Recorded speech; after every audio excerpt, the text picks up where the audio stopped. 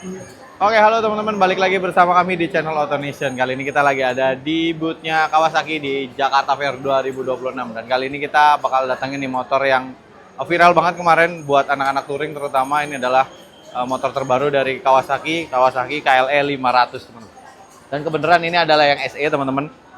Tipe tertinggi di harga 156.900.000. Jadi 157 motor touring 500 cc.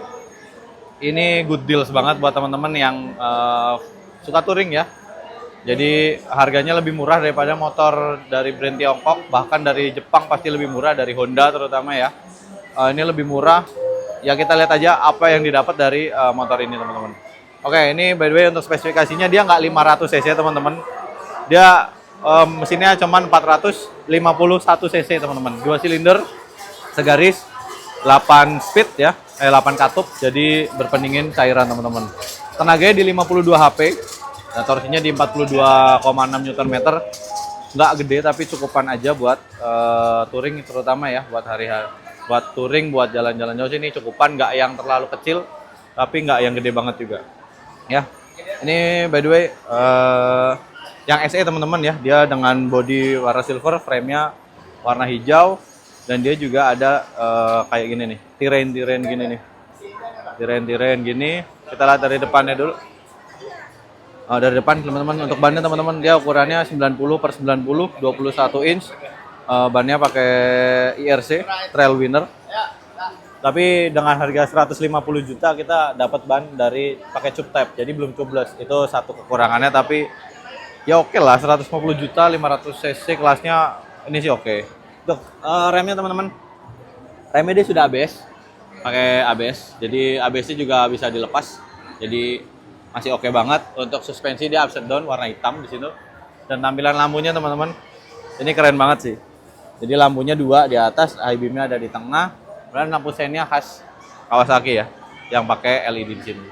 Tuh, kita ke samping lagi, lihat bodinya dulu, windshield-nya lumayan tinggi, ya bisa di-adjust tapi manual. Dari dalam sini ya teman-teman, dari bracketnya.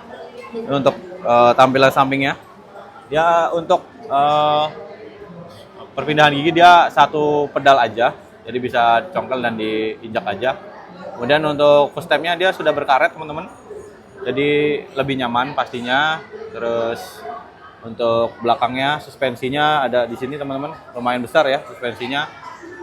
Dan juga mesinnya bloknya dia warna hitam gitu. Untuk tangki, nah tangkinya ini nggak di cover semua, covernya cuma sini kiri kanan, dan ini besi ya. Dia ukurannya di sekitar 16 liter, jadi cukup banget buat harian, buat touring agak jauh nih oke banget sih. Kemudian joknya teman-teman dia ada dua pattern ya. Ini halus dan atasnya cukup kasar. Lumayan lega buat boncengan, jadi oke banget. Kemudian lampunya teman-teman, lampunya dia masih bohlam ya, tapi oke lah. Lampu bohlam nanti bisa kita ganti dikit-dikit lah. Dan lampu sennya sudah LED.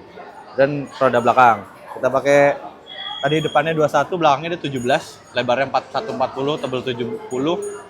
Bannya masih sama, semi off-road ya, jadi bisa dipakai di jalan masih oke, di off-road juga masih oke. Untuk remnya dia masih sudah ABS, dan juga dari Nissin teman-teman untuk fendernya. Knalpotnya ada di sini. Kita lihat kabinnya ya, rendam kemudinya ya. Untuk handle di sini ada fast beam, ada lampu sen, lampu dekat, lampu jauh.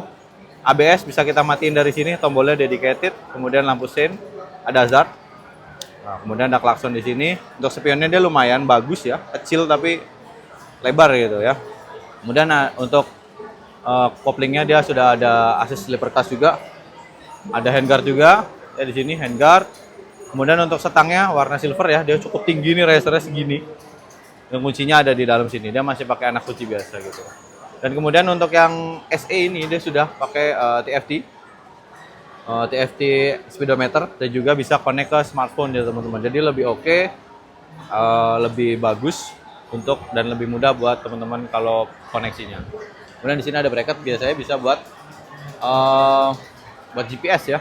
Tapi sayangnya ini nggak ada power outlet teman-teman. Power outlet sebenarnya cukup penting ya buat teman-teman lagi touring, buat ngecas HP, buat naruh GPS. Ini mungkin bisa ditambahin sama Kawasaki nanti ya. Gitu. Samping ini ada untuk apa minyak remnya lumayan simple sih ya, dan ini engine cut off dan starter gitu. Untuk tinggi joknya di 870 mili, jadi cukup tinggi teman-teman. Untuk ukuran 170 sini agak tinggi ya, jadi kita coba. Nah, suspensinya lumayan ambles. Nah, 170 tingginya segini teman-teman, handle-nya jauh. Tapi buat touring sini enak sih. Akinya juga bisa naik lumayan tinggi. Jadi kalau aman mungkin satu ya. Satu aman, kalau dua sih bisa, tapi lumayan susah aja. Jadi buat teman-teman yang standaran Indonesia sih ini masih aman buat dipakai, nggak terlalu tinggi dan nggak terlalu susah buat naiknya. Oke, mungkin itu aja teman-teman yang dapat kami sampaikan dari motor terviral di 2026. Ini adalah KLE 500. Terima kasih buat teman-teman yang udah mau nonton dan juga yang mau melihat langsung unitnya ada di PRJ Kemayoran di hall-nya Kawasaki. Itu aja teman-teman yang dapat kami sampaikan. Terima kasih, sampai jumpa lagi.